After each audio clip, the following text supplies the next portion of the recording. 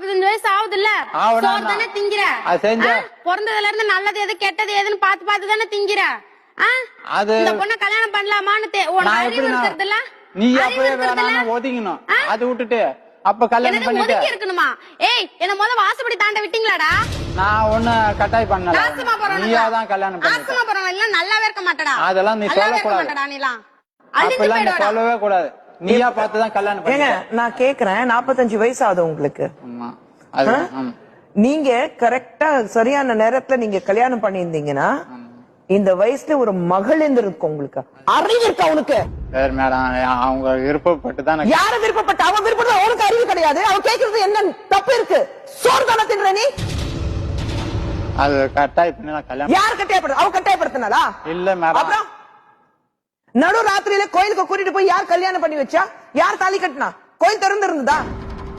கோயில் திறந்துருந்தோம் மேடம். எப்போ? எத்தனை மணிக்கு? காலையில தான், விடிகால தான். யார் யார் வந்தாங்க கல்யாணத்துக்கு? எங்க அப்பா அம்மா, நான், தங்கச்சி பொண்ணு. தங்கச்சி பொண்ணு.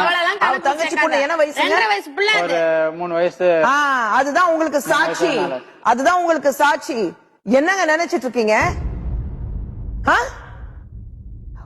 14 வயசு பொண்ணை தூக்கிட்டு போய் கழுத்துல தாலி கட்டிருக்கீங்க. 2 குழந்தைங்க கையில. அந்த பொண்ணு ஒரு இன்னும் மேஜர் ஆகல, அவ இன்னும் 18 ஆகல.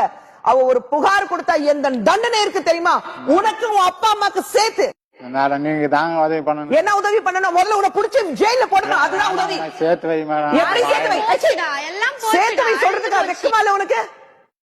என்ன கேட்காம எனக்கு நீ குடும்ப கட்டுப்பாடு ஆபரேஷன் பண்ணி வச்சிருக்கிற. நீ ஒரு பையன், அந்த சின்ன பையன் வயித்துல இருந்து எடுத்த உடனே பண்ணிடுங்க, குடும்ப கட்டுப்பாடு ஆபரேஷன் பண்ணிடுங்க. இல்ல எவ கூட ஓடி போயிடுவா. இவா எவ கூட ஓடி போயிடுவா. அது இல்ல மேடம், 2 பிள்ளைங்க போதும்னு குடும்ப கட்டு பண்ணிட்டேன். சரிங்க, யார் நீங்க முடிவு பண்ணுவீங்க?